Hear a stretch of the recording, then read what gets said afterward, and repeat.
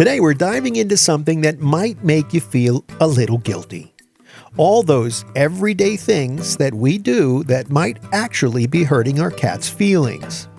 Now I know what you're thinking. My cat doesn't care. They're too busy knocking things off my shelves to care.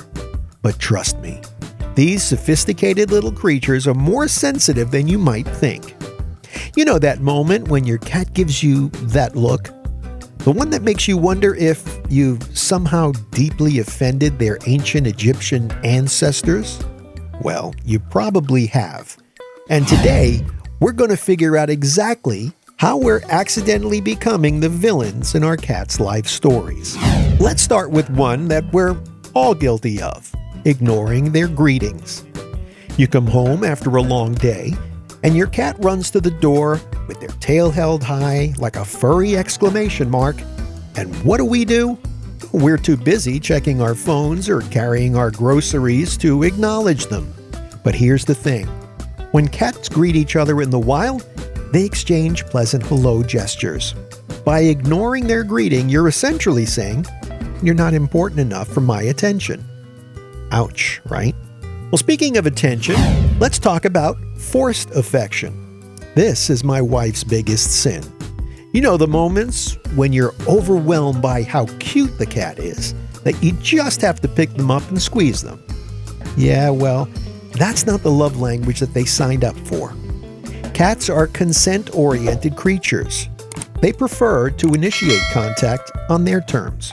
When we scoop them up mid-nap or interrupting their grooming sessions for some mandatory cuddles, we're basically being that overly enthusiastic aunt who pinches the cheeks at family reunions, and nobody likes that aunt. Now here's a surprising one: moving their stuff without consulting them. Yes, I know it sounds ridiculous to consult your cat about furniture arrangements, but hear me out. Cats are creatures of habit who rely heavily on their territory's familiarity. When you suddenly decide to move their litter box to a better location or relocate their favorite window perch, well, you're disrupting their entire world without warning. Imagine if someone randomly rearranged your bathroom or moved your bed while you were sleeping. You'd be pretty miffed too. Let's discuss something many of us do without thinking: staring contests. I do this with my cat Jack all the time.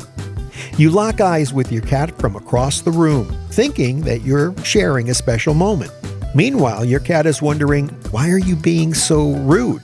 In cat language, direct eye contact can be threatening. That's why when cats really trust someone, they do that slow blinking instead.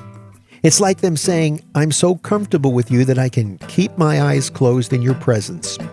So next time, try slow blinking back at them instead of staring at them like you're in a Western showdown. Another common mistake is punishing them for natural behaviors. Your cat scratches the couch, and you spray them with water or you yell at them. They're probably thinking, "But this is literally what my claws are for." Instead of punishing these instinctive behaviors, we need to provide them with appropriate alternatives. It's like getting mad at fish for swimming.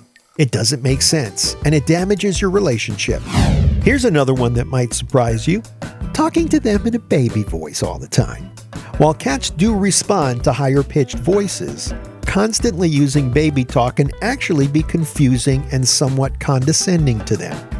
Cats appreciate consistency in communication. They learn to recognize our normal speaking voice and associate it with different situations. When we suddenly switch to a high-pitched baby talk, it's like we're speaking a different language entirely. Remember, they don't understand our language. Let's talk about the dinner table drama. So your cat jumps up on the table while you're eating and you immediately shoo them away. Sure, you don't want them stealing your food, but in cat society, sharing meals is a bonding experience. So when you consistently reject their presence during meal times, they might feel excluded from your social group. This doesn't mean you should let them eat your dinner, but maybe consider having their feeding time align with yours so that you can share meals together. Before we continue, we just thought it would be fun to feature one of our viewers' cats in each of our videos as a way of getting to know you better. As we get them, we'll begin to feature them in upcoming videos here on the channel. So if you're interested, just email us at clubcatitude@gmail.com. Thank you, and we hope many people will want to share their cats with us. Okay, back to our video topic.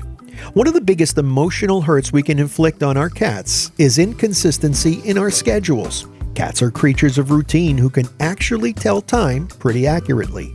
When we randomly change their feeding schedule, their playtime, or our own comings and goings patterns, it creates anxiety and confusion for them. It's like having a boss who changes your work schedule every day without warning. Stress-inducing and, frankly, quite annoying. Here's another subtle one: ignoring their tail language. A cat's tail is like their emotional billboard. And when we ignore these clear signals, we're basically saying we don't care about their feelings. When they approach you with their tail standing straight up and that little curve on the end, well, that's a happy greeting. If you brush them off at that moment, it's like rejecting a heartfelt hug from a friend. Here's something we often overlook: not providing enough vertical space. Cats are natural climbers who feel safest when they can observe their territory from above. When we expect them to live entirely at ground level, we're denying them a fundamental need for security and confidence. It's like forcing someone who loves the outdoors to stay in a basement apartment. Perhaps the most hurtful thing we do is not respecting their boundaries. Cats are excellent at communicating their limits. They'll walk away when they've had enough interaction, hide when they need space, or swish their tails when they're overstimulated. When we ignore these signals and continue to push interaction, we're telling them their consent doesn't matter. The good news in all this is most of these actions are easy to fix once we're aware of them. Our cats don't hold grudges. Well, most of them don't. And they're usually willing to forgive our social faux pas. The key is being more mindful of their natural behaviors and needs. Remember, cats are not dogs, and they don't live to please us. They're independent creatures who choose to share their lives with us, and that's what makes their affection so special. When we respect their boundaries, communicate consistently, and honor their natural instincts, we build a stronger, more trusting relationship with them. So next time your cat gives you the cold shoulder, think about whether you might have accidentally committed one of these feline faux pas. And remember, a little consideration goes a long way in keeping your cat emotionally healthy and happy. It's time for today's viewer poll. Today we ask you whether you are guilty of one or more of these kitty faux pas. I know I'm guilty of a few myself, mostly with Jack. Which of these have you been guilty of committing? Drop down in the comments section below and let's talk about them. We love it when people share their stories with us. And I'll see you in the next video.